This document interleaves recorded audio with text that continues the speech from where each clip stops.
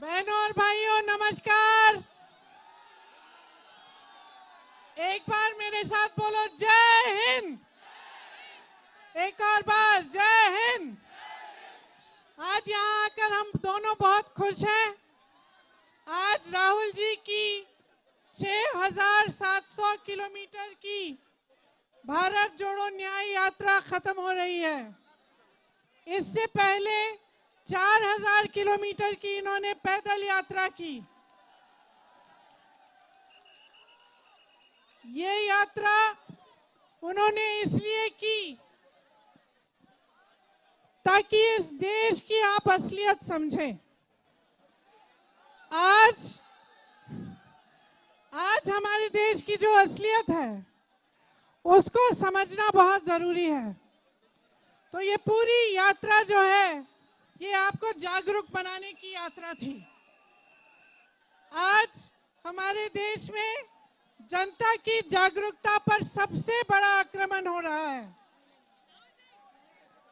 इसका मतलब है कि आज के दिन में जो आप मीडिया पे देखते हो, जो आप बड़ी बड़ी बातें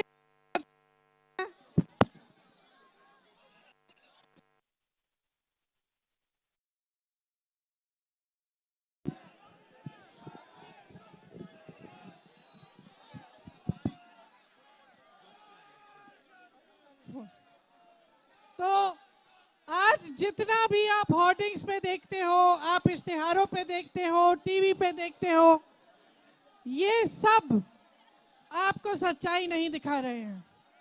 तो जब हम सच्चाई को समझने की बात करते हैं, जब हम जागरूकता की बात करते हैं, तो हम ये बात करते हैं कि आपका अपना अनुभव क्या है। आपके जीवन के संघर्ष में पिछले 10 सालों से क्या परिवर्तन आया है? क्या महंगाई कम हुई है? हुई है? क्या बेरोजगारी कम हुई है? क्या आप समझ रहे हैं कि ये सरकार 2 स्तर पर चल रही है? एक स्तर पर आपको ये दिखाया जा रहा है कि बड़े बड़े इवेंट हो रहे हैं, बड़े बड़े काम हो रहे हैं, और दूसरे स्तर पे इस तरह के निर्णय लिए जा रहे हैं जिससे आपकी कमर तोड़ी जा रही है। चाहे नोटबंदी हो, चाहे जीएसटी हो। आज रास्ते में एक जने आए, उन्होंने हमसे कहा कि उनका पूरा कारोबार जीएसटी की वजह से खत्म हो गया। चाहे बेरोजगारी की बात हो, एक और आए थे हमारे पास, एक लड़का आया, उनका नाम गुलशन था, आज ही इसी यात्रा में। और गुलशन ने हमें बताया कि अग्निवीर की परीक्षा 2 बार उन्होंने क्लियर की है, लेकिन वो जाना नहीं चाहता। वो कह रहा था उलझन में है, जाना नहीं चाहता, क्योंकि 4 साल के लिए उनके पिताजी कहते कि तुम क्या करोगे जाके। तो आज जो सरकार निर्णय ले रही है युवाओं के लिए, रोजगार के लिए, जिस तरह से पेपर लीक हो रहे हैं, जिस तरह से हर स्तर पर जो निर्णय लिए जा रहे हैं वो आपके खिलाफ लिए जा रहे हैं, गरीबों के खिलाफ लिए जा रहे हैं। दूसरी तरफ आप देख रहे हैं कि बड़े बड़े उद्योगपति क्या कर रहे हैं। आप देख रहे हैं कि पूरे देश की संपत्ति उनको दी जा रही है। आप खुद इसका अनुभव कर रहे हैं। तो मैं सिर्फ आपको ये कहने आई हूं कि आपकी जागरूकता आपको खुद बनानी पड़ेगी। आपको खुद अपने जीवन के अनुभव को देखना पड़ेगा और समझना पड़ेगा, और ये समझना पड़ेगा कि ये सरकार पिछले 10 सालों से जो इस देश में चल रही है वो आपके खिलाफ काम कर रही है, गरीबों के खिलाफ काम कर रही है। इसीलिए जो ये न्याय यात्रा है और जो भारत जोड़ो यात्रा है, ये आपके अधिकारों के पक्ष की यात्रा है। और मैं आप सबको धन्यवाद देना चाहती हूँ कि इतनी बड़ी तादाद में आप यहाँ आए हमारे स्वागत करने के लिए। और राहुल जी का धन्यवाद देना चाहती हूँ कि इतनी मेहनत वो इसलिए कर रहे हैं ताकि आप जागरूक बने, ताकि आप अपने अधिकारों को समझें और आप इस देश को ऐसे लोगों से बचाएं जो इस देश को बर्बाद करने पे तुले हैं। धन्यवाद। अब राहुल जी आपसे 2 शब्द कहेंगे।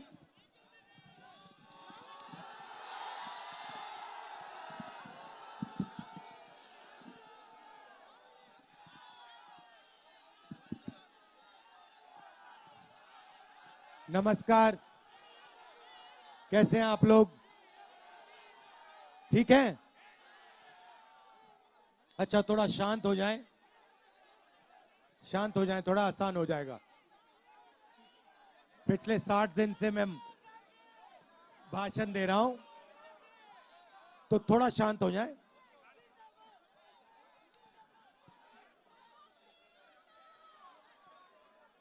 एक साल पहले हमने भारत जोड़ो यात्रा की, कन्याकुमारी से कश्मीर चले, और उसमें हमारी सोच थी कि जो नफरत देश में फैलाई जा रही है उसके खिलाफ कोई ना कोई एक्शन लेना पड़ेगा। और इसीलिए भैया पुलिस वाले धक्का मत दीजिए ना, ये मोदी जी की रैली नहीं है, ये हमारी रैली है। इसमें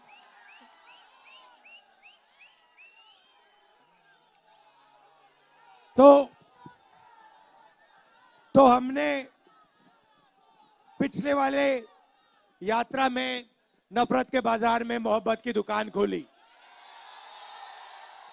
और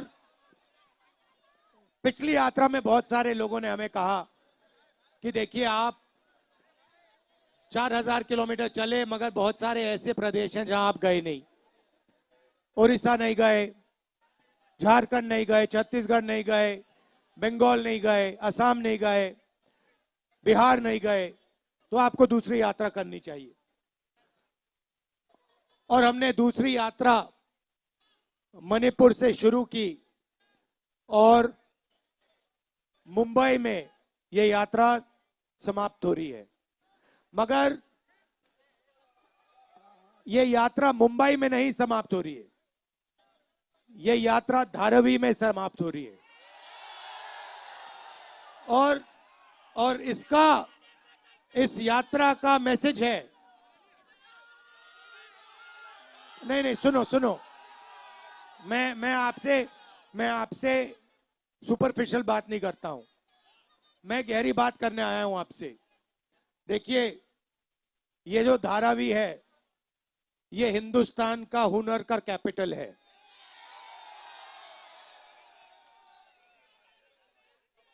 जिसको हम स्किल कहते हैं, हुनर कहते हैं, जिसको जुगाड़ कहा जाता है, ये इन चीजों का कैपिटल है, राजनीति है हिंदुस्तान में हुनर की। और शुरुआत हमने कहा कि मणिपुर में, क्यों? क्योंकि मणिपुर में बीजेपी ने सिविल वॉर का माहौल बना रखा है। भैया पुलिस वाले धक्का मत दो, कुछ नहीं होने वाला।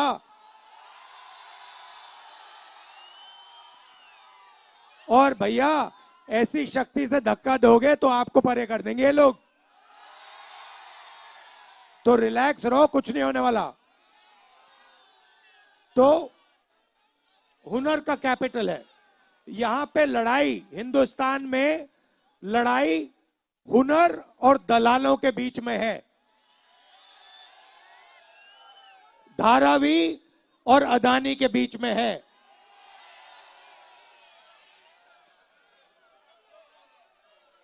और इसीलिए यात्रा में हमने न्याय शब्द जोड़ दिया।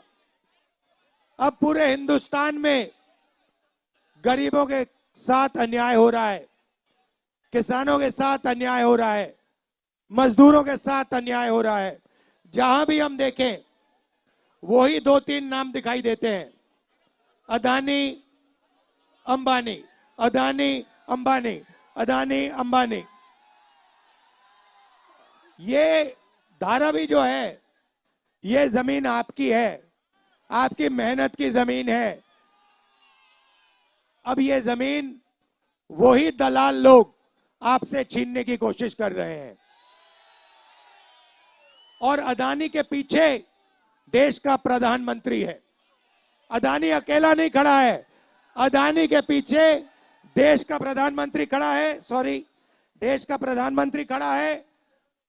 उसके पास ईडी, सीबीआई, इनकम टैक्स, चंदा मामा,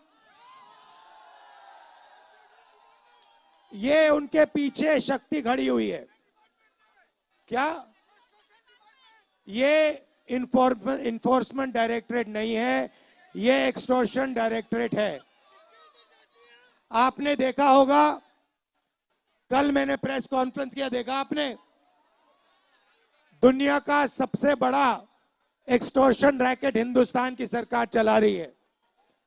हजारों करोड़ रुपए नरेंद्र मोदी की पार्टी को बॉन्ड्स में दिए गए।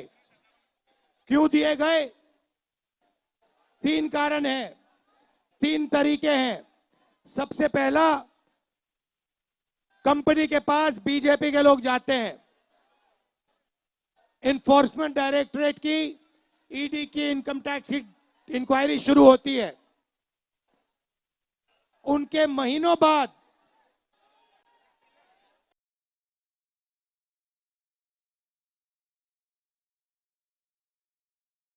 इंक्वायरी आस्ते आस्ते आस्ते खत्म हो जाती है। यह है पहला तरीका, यह है मोदी का पहला तरीका।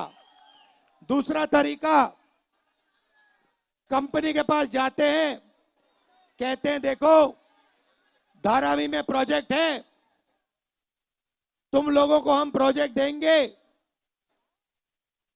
रेवेन्यू शेयर बीजेपी पार्टी को देना पड़ेगा। पार्टनरशिप आप हमारे साथ कीजिए, धारावी की जनता को हम परे करेंगे, पुलिस का प्रयोग करेंगे, जो आपको धारावी के रीडेवलपमेंट से पैसा मिलेगा उसका परसेंटेज आप बीजेपी की बॉन्ड्स में दिलवा दीजिए। यह दूसरा तरीका। और तीसरा तरीका, सीधा जाके कंपनियों से ये हफ्ता लेते हैं। ये है 3 तरीके नरेंद्र मोदी के भ्रष्टाचार के। अब मैं आपसे सवाल पूछना चाहता हूं, हिंदुस्तान में पिछड़े वर्ग के कितने लोग हैं? कितने परसेंट हैं पिछड़े वर्ग के लोग हिंदुस्तान में? कितने हैं? 50% हैं। दलित कितने हैं? 15%। आदिवासी कितने? 8%। माइनॉरिटी कितने? 15। सब मिला के कितने हुए? 90, तकरीबन 90। मीडिया में 90% के कितने लोग? मीडिया में 90% के कितने लोग? इनकी मालिकों की लिस्ट निकालो, आपको एक ऐसा नहीं मिलेगा, एक मालिक नहीं मिलेगा जो पिछड़ा, दलित, आदिवासी हो, एक नहीं मिलेगा।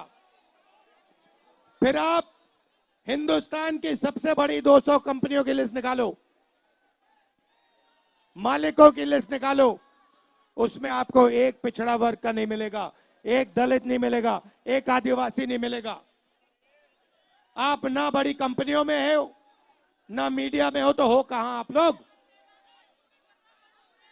कहां हो? मीडिया में नहीं हो, बड़ी कंपनी में नहीं हो, बड़े अस्पताल, बड़े स्कूल कॉलेजेस के सरकार में भी नहीं हो। हिंदुस्तान की सरकार को 90 लोग चलाते हैं, उसमें से 3 ओबीसी है, 3 दलित है, 1 आदिवासी है। हिंदुस्तान की सरकार 100 रुपए खर्च करती है बजट में, तो 90% को 6 रुपए मिलते हैं। 6 रुपए 90% के अफसर निर्णय लेते हैं। भाइयों और बहनों, आप कहीं हो ही नहीं, आप कहीं नहीं हो। आपको कहा जाता है, आपको कहा जाता है भारत माता की जय बोलो। भारत माता में 90% आप लोग हो, 90% आप लोग हो, मगर देश की भागीदारी में, देश के धन में आपकी कोई भागीदारी नहीं है। आप मजदूरी करते हो या फिर आप बेरोजगार हो या फिर आप कॉन्ट्रैक्ट लेबर करते हो, मनरेगा का काम करते हो। ये भैया, हाँ? क्या इसको ठीक करो ना, माइक को ठीक करो। हेलो, तो आप लोग कहीं नहीं हो। पहले आपके रास्ते थे, आपका रास्ता सेना में जाने का था, उसको बंद कर दिया, अग्निवीर लागू कर दिया। अब आपको कहते हैं कि 2 तरीके के शहीद होंगे, एक को शहीद का दर्जा मिलेगा, दूसरे को शहीद का दर्जा नहीं मिलेगा। चाइना के सैनिक 5 साल ट्रेनिंग करेंगे, हमारा अग्निवीर 6 महीने ट्रेनिंग करेगा, और जब अग्निवीर शहीद होगा उसे ना पेंशन मिलेगी, ना उसे शहीद का दर्जा मिलेगा।